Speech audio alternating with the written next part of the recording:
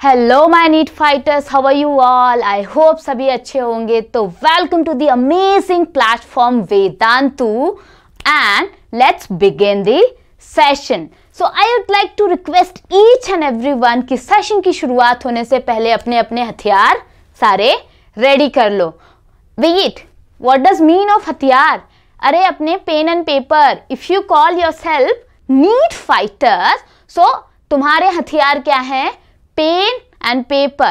So take out your pen and paper and let's begin the session. So once again, very warm welcome to the amazing platform Vedantu, and let's begin the session with your favorite master teacher Pooja.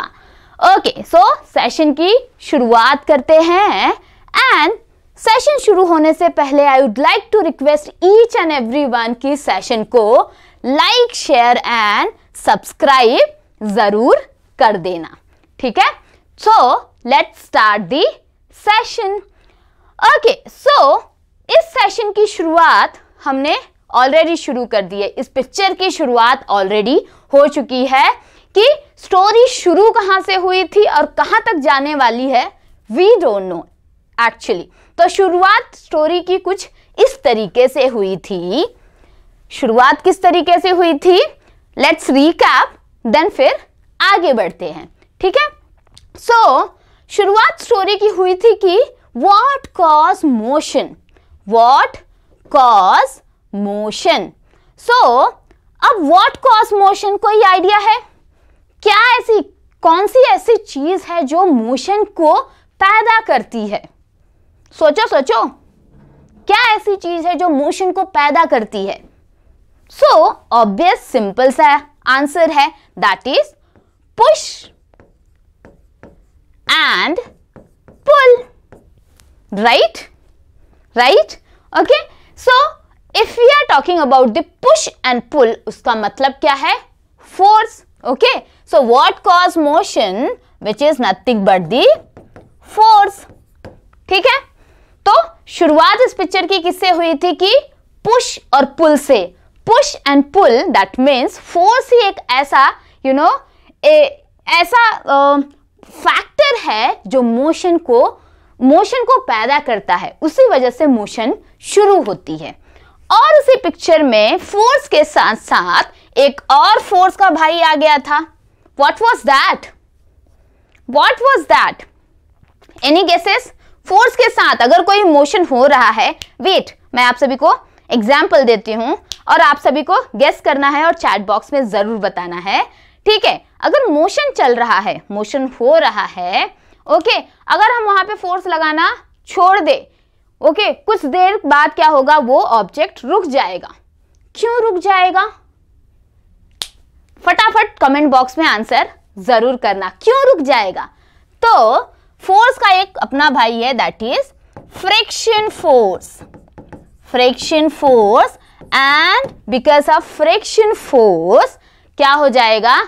Motion अगर continue चल रहा है तो वो अगर हमने force लगाना बंद कर दिया तो इट विल स्टॉप देयर। ये हमने पढ़ लिया था। मतलब इससे क्या आया कि अगर एक्सटर्नल फोर्स है तो फ्रिक्शन फोर्स भी है, ठीक है, राइट? तो उसके बाद हमने पढ़ा था कि एक महाशय पिक्चर में थे जिन्होंने अपने बहुत सारे अनुभव अपने प्रैक्टिकल के अकॉर्डिंग उन्होंने एक चीज हमारे सामने रखी थी, that is if any body. अब वो महाशय कौन थे पहले ये तो जान लेते हैं। तो ये थे एरिस्टोटल्स। सो एरिस्टोटल्स ने कहा क्या था? अब एरिस्टोटल के स्टेटमेंट को हम लोग फैलेसी क्यों बता देते हैं? Why it is false? कभी ये सोचा है? ठीक है, सो इसीलिए ये कहना चाहूंगी कि इस सेशन को देखने से पहले सेशन नंबर 1 पढ़ लेना, 1 अच्छे से देख लेना, ताकि आप सभी को पता लग जाए कि एग्जैक्टली इस सेशन में चल क्या रहा है, लॉज ऑफ मोशन की शुरुआत कैसी हुई है।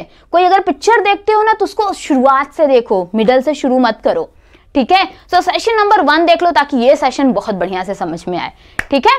तो एनीवे, कॉज ऑफ मोशन तो हमें पता चल गया था, बट पिक्चर में आए थे एरिस्टोटल जी, जिन्होंने कुछ स्टेटमेंट रखा था अपने अनुभव अपने प्रैक्टिकल के अकॉर्डिंग, और उन्होंने कहा था कि if any body To keep any body in a motion, the only external force is required. But ऐसा तो नहीं है, only if friction force is present. अगर friction force है तभी कोई बॉडी मोशन में है, दैट मीन्स एक्सटर्नल फोर्स भी है, फ्रिक्शन फोर्स भी है, राइट? इसीलिए क्या हुआ था, इनका स्टेटमेंट बेसिकली इनके अनुभव को फॉल्स बता दिया गया था। इसे ये बता दिया गया था कि ये सच तो है बट पूरा सत्य नहीं है, राइट? तो ये पूरा सत्य नहीं था।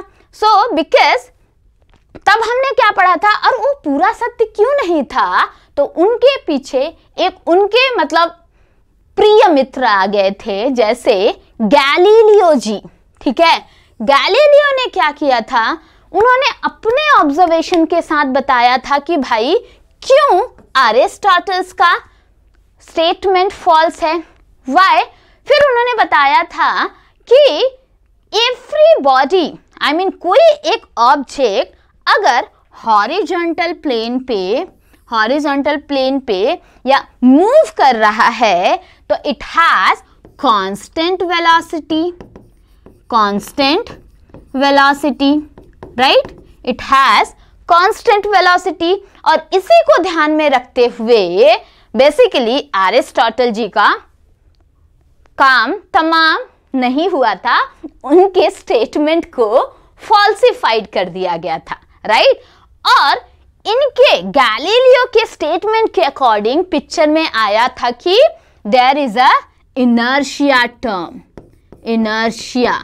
सो इनर्शिया के बारे में हमने क्या किया था, बहुत डिटेल में पढ़े थे कि इनर्शिया होता क्या है। Inertia it's a property of any matter, okay, property of any matter. जैसे कुछ आपके कैरेक्टरिस्टिक्स होंगे, कुछ आपके प्रॉपर्टी होंगे कि आप कि आप ऐसे हो वैसे हो, ठीक है? अब सेम मैटर के भी प्रॉपर्टीज होते हैं, उसमें से एक प्रॉपर्टी है इनर्शिया।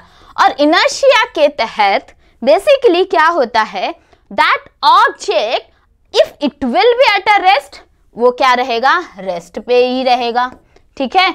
अगर वो घूम रहा है, it is in a motion, it will be in a motion, that's what inertia said.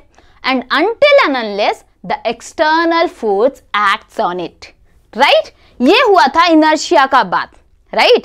So inertia क्या कहता है कि any body which is in a it's a first of all it's a property of matter. Inertia क्या है, property of matter, okay? और क्या हो रहा है, if that body at a rest, it will be at a rest. If body in a motion, it will be in a motion until and unless external force acts on it. तो इसे बहुत बढ़िया से हमने पहले वाले session में पढ़ रखा है, तो everybody go there and just watch that session and come again here, okay? तो फिर अगर एक्सटर्नल फोर्स की बात हो रही है तो चलो यहाँ पे भी बता देती हूँ। तो एक्सटर्नल फोर्स जैसे एक बॉल रखा हुआ है सामने, वो बॉल तब तक वैसा रहेगा जब तक you go there and kick it, right? जैसे ही आप किक करते हो, एक्सटर्नल फोर्स लगाते हो, that rest object it will B come in a motion. So inertia I hope सभी को समझ गया हो गया। तो ये रही recap of picture part 1, right? ये था रिकैप ऑफ पिक्चर पार्ट 1। अब इस पिक्चर में आगे बढ़ते हैं और आगे कुछ पढ़ते हैं। तो पिक्चर में अब शुरुआत हो गई है first law of motion, the most interesting part of this picture, right? So अब Newton first law of motion तो सबको पता है, कोई डाउट ही नहीं है। बट बहुत सारे ऐसे फैक्टर्स हैं जो हमें पढ़ने बाकी हैं। By the way, Newton first law of motion who have introduced, फटाफट चैट बॉक्स में इसका आंसर कर देना। I am expecting this answer for each and every one, okay? So thanks to Sir Isaac Newton again कि उन्होंने अपने अनुभव के अनुसार, अपने प्रैक्टिकल प्रैक्टिकल्स के अकॉर्डिंग, थियोरी के अकॉर्डिंग हमें बहुत सारी ऐसे कॉन्सेप्ट दिए हैं जिनको हम रियल लाइफ एग्जाम्पल के साथ साइंटिफिक वे में जोड़ सकते हैं, या फिर एनी वे कोई भी चीजें अगर हम पढ़ रहे हैं या फिर कर रहे हैं day to day life, yes it has some logic, ठीक है? First law of motion has real life example, उसे बहुत अच्छे से पढ़ेंगे हम, ठीक है। तो चलो फिर शुरुआत करते हैं। Newton first law of motion. So Newton first law of motion क्या है? That is okay. So Newton first law of motion क्या कहता है कि कोई ऑब्जेक्ट है that is a body at rest tends to remain at a rest and body in uniform motion tends to remain in the state of uniform motion until and unless external force apply on it. ये कुछ inertia जैसा नहीं लग रहा है? inertia जैसा लग रहा है, right? Okay. So anyway, the alternative तरीका to call this Newton first law inertia. इसीलिए first law of inertia, first law of motion we also called inertia, ठीक है।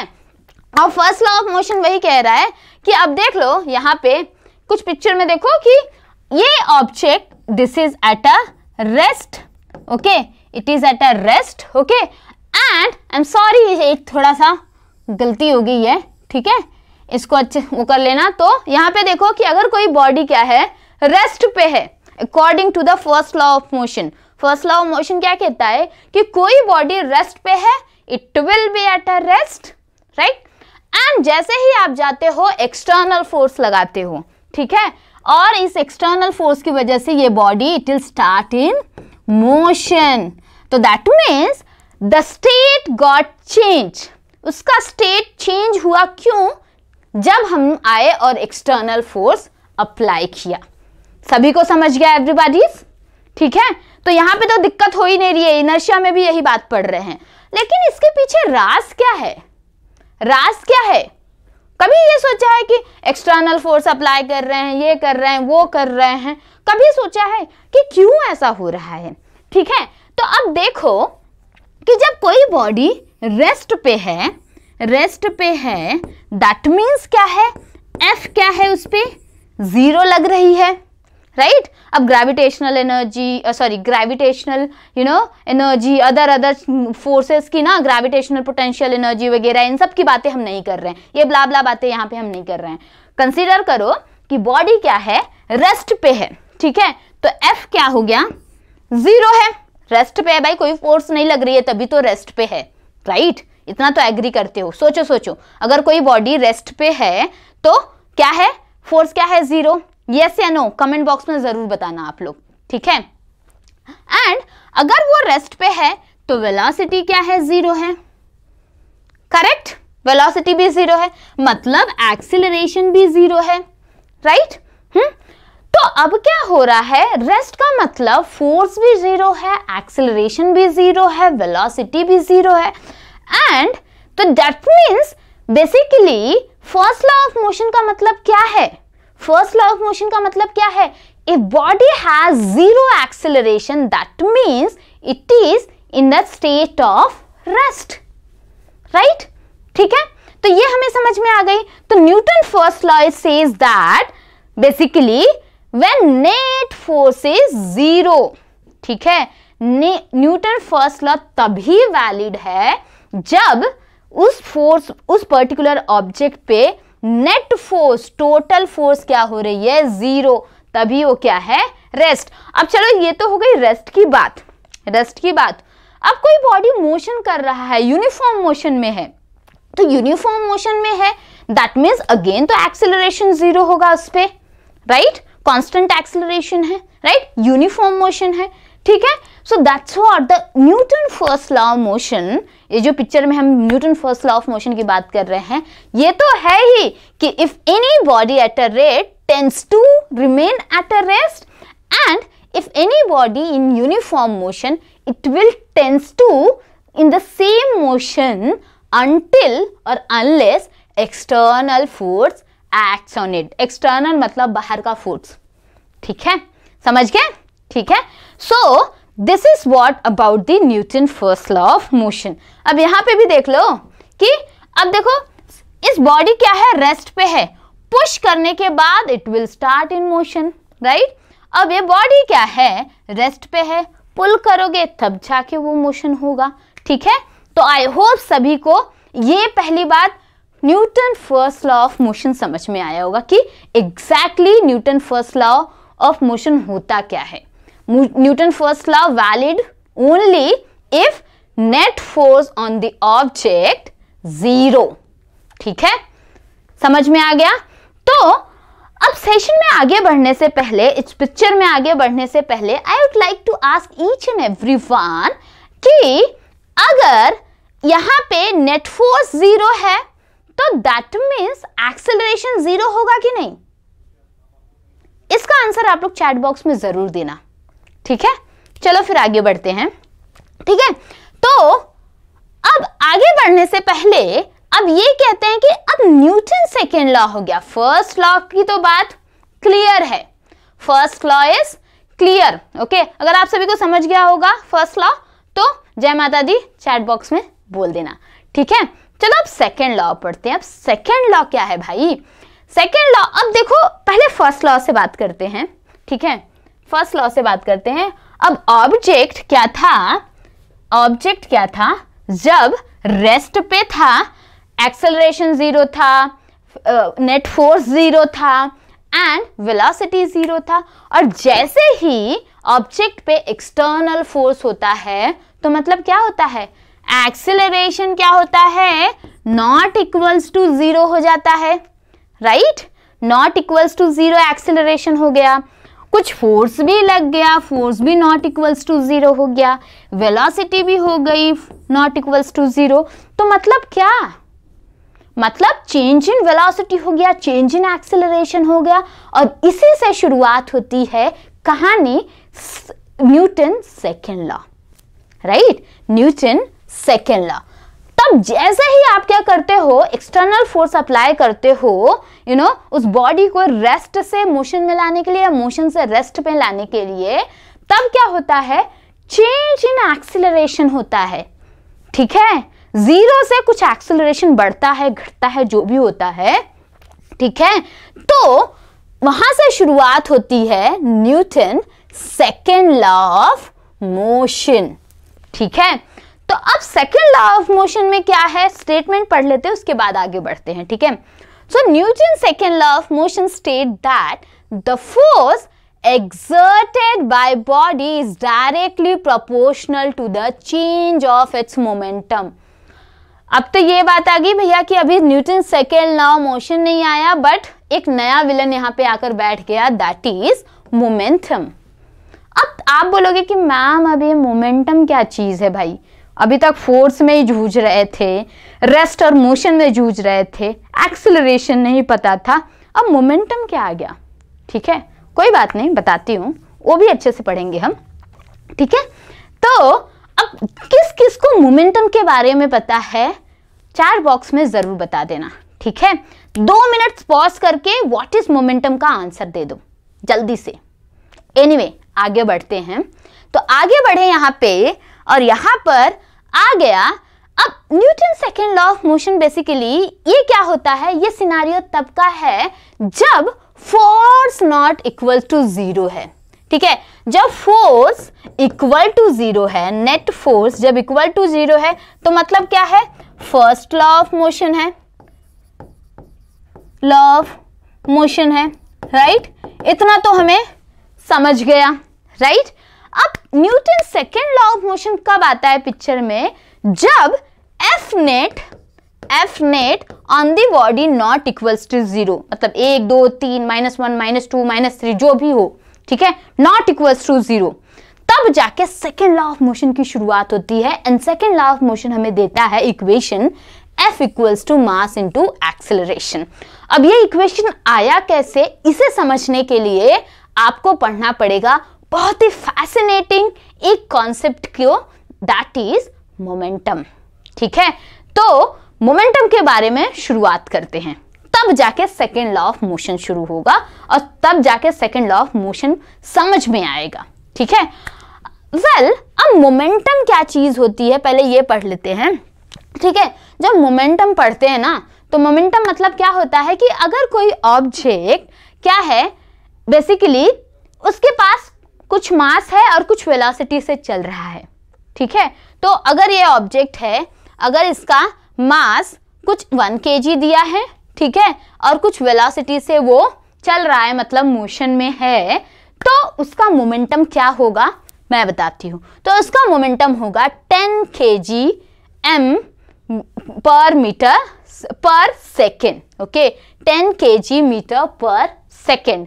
अब आप बोलोगे मैम ये क्या हो गया, तो मोमेंटम होता क्या है कि मोमेंटम इज बेसिकली, हम इसको प्रेजेंट करते हैं, सिंबलाइज्ड करते हैं P, और ये हमेशा होता है the product of mass of velocity, ठीक है। कोई ऑब्जेक्ट है, उसका मोमेंटम आप कैसे पता करोगे, product of mass and velocity, that's it. Product मतलब क्या, प्रोडक्ट मतलब क्या, what does mean of product. Product वो नहीं कि जो प्रोडक्ट हम खरीद के खाते हैं या फिर यूज करते हैं। What does mean between product of mass and velocity. फटाफट इसका आंसर चैट बॉक्स में दे देना जरूर। एनीवे मैं तो बताऊंगी ही, बट जल्दी से पॉज करो इस वीडियो को और प्रोडक्ट मतलब बता दो, ठीक है, कि अगर product of mass and velocity मतलब क्या, ठीक है। तो मोमेंटम है, इसको हम दर्शाते हैं P से, and product of mass and velocity, right. So अब ये हो गया। So change in momentum, change in momentum मैंने बता दिया कि जब जिसके सामने डेल्टा लग जाए तो क्या होगा, सो डेल्टा आ जाएगा, so that means it will become a mass into velocity again, but वो वेलोसिटी फाइनल टू इनिशियल जो भी होगा, ओके। तो आई होप मोमेंटम का कॉन्सेप्ट आप सभी को समझ गया। मोमेंटम का कॉन्सेप्ट ना इस तरीके से हम समझते हैं कि मोमेंटम होता क्या है। तो मोमेंटम का कॉन्सेप्ट इस तरीके से समझते हैं कि जैसे पहले मास की बात कर लेते हैं, कि जैसे अब देखो इस पिक्चर में देखो क्या हो रहा है कि ये जो एक इंसान है, अब इनको क्या करना है, जब झूला झुलाना है तो इनका मास दुबले पतले से दिख रहे हैं, राइट। तो इनका मास तो कुछ कम ही है, तो बहुत कम एनर्जी लगेगी, सिंपली क्या करेंगे, झूला लेंगे, झूला झुला लेंगे, राइट। बट जब यहाँ पे अब ये भारी भरकम सा इंसान, इनको तो थोड़ा वेट लगेगा, राइट। तो मतलब क्या हो रहा है बेसिकली कि अगर किसी को मोशन में लाना है, अगर मास ज्यादा है तो मतलब फोर्स भी ज्यादा अप्लाई करना पड़ेगा, राइट। मास ज्यादा है तो उसको मोशन में लाने के लिए फोर्स भी ज्यादा अप्लाई करना पड़ेगा, एंड मास कम है तो फोर्स भी कम अप्लाई करना पड़ेगा। सेम वे अगर कोई ऑब्जेक्ट मोशन में आ रहा है, अगर उसका मास कम है, उसका मास इज लेस, ठीक है, मास क्या है, कम है, तो अगर वो मोशन में है तो उसको रोकना क्या होगा, बहुत आसान होगा, रोक दोगे भाई, ठीक है। अगर वही बहुत भारी भरकम सा है, चलते आ रहा है, उसे रोक पाओगे क्या, तुम खुद ही उड़ जाओगे, राइट। ये तो समझ गए ना। तो basically more mass more force required to move और स्टॉप, राइट। लेस मास, ठीक है, तो लेस एनर्जी और less force required to stop और मूव, ठीक है। तो मतलब एक दूसरे से कोरिलेटेड है, राइट। और सही रही बात, तो वही बात तो हम यहाँ पे कर रहे हैं, ठीक है। अब यहाँ पे यही देख लो कि मोमेंटम क्या है, product into mass into velocity. Mass जितना ज्यादा होगा वेलोसिटी उतना ज्यादा होगा। सो चेंज इन मोमेंटम क्या होगा, product of mass into velocity, और वेलोसिटी क्या होगा, फाइनल माइनस इनिशियल, उसे भी अच्छे से पढ़ेंगे, ठीक है।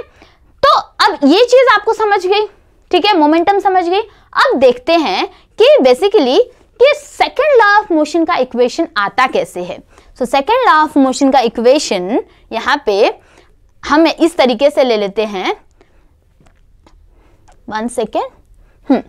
अब देखो कि अब हमें पता है कि second law of Newton second law क्या कह रहा है कि that body exerted directly proportional to change of momentum. मतलब चेंज ऑफ मोमेंटम क्या है, मोमेंटम समझ गए आप कि मोमेंटम क्या है, mass, product of mass and to velocity, and force is directly proportional to change in momentum, rate of change in momentum. Rate of change of momentum मतलब delta P by T, rate मतलब time आ गया, ठीक है, change in momentum. अब कोई एक body है, कोई एक बॉडी है, उसका मास m है, उसका इनिशियल वेलोसिटी क्या है, u, ठीक है। ऑब्वियस इनिशियल वेलोसिटी हम किससे दिखाते हैं, u से दिखाते हैं, राइट। एंड अब वही बॉडी यहां तक यहां पर आया और क्या हो रहा है, मतलब उसका फाइनल मोमेंटम, यहाँ पे मास तो चेंज नहीं वाला है, मास तो वहीं का वहीं रहेगा, ठीक है। वेलोसिटी उसका क्या हो जाएगा, change v, f capital v हो जाएगा, राइट। अब तो इसका मतलब क्या हो रहा है, इस चेंज इन मोमेंटम को हम इस तरीके से लिख सकते हैं, राइट। डेल्टा p को m तो एज इट इज हो जाएगा, that is here, that is v final velocity minus initial velocity, और ये t तो एज इट इज रहेगा, राइट।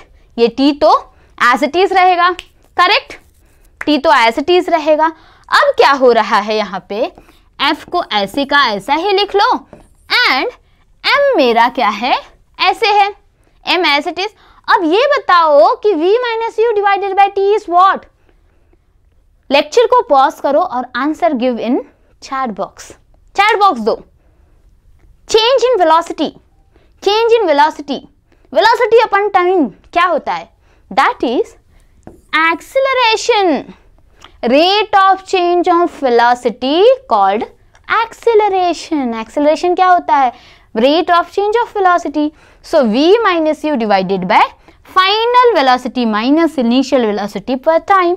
एक्सीलरेशन तो आ गया ना, f is directly proportional to mass into acceleration. अब जब प्रोपोर्शनैलिटी का साइन हटाओगे तो क्या आएगा, that is f equals to km a, और k की वैल्यू होती है 1, राइट। k की वैल्यू क्या होती है, 1। तो आई होप किसी को इसमें प्रॉब्लम नहीं आई होगी। अगर कोई भी डाउट आता है सेकेंड लॉ ऑफ मोशन और मोमेंटम से रिलेटेड तो जरूर चैट बॉक्स में क्वेरीज लिख देना, मैं ट्राई करूंगी कि आपका वो डाउट वहीं का वहीं सॉल्व हो जाए, ठीक है। तो फिर चलो पिक्चर में आगे बढ़ते हैं। अब पढ़ते हैं आगे इस अगेन न्यू ट्विस्ट की शुरुआत, ठीक है। अब आप लोग बोलते होंगे कि मैम आप तो शुरुआत में रियल लाइफ एग्जाम्पल की बहुत बात कर रही थी, तो मोमेंटम का रियल लाइफ एग्जाम्पल क्या है, चलो अब ले लेते हैं, ठीक है।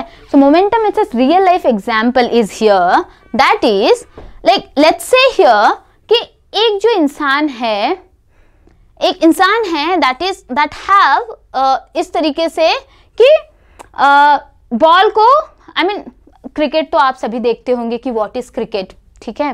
सो द क्रिकेट में क्या होता है कि जब बॉल कैच करते हैं, आई एम श्योर कि आप सभी का फेवरेट धोनी होगा, राइट।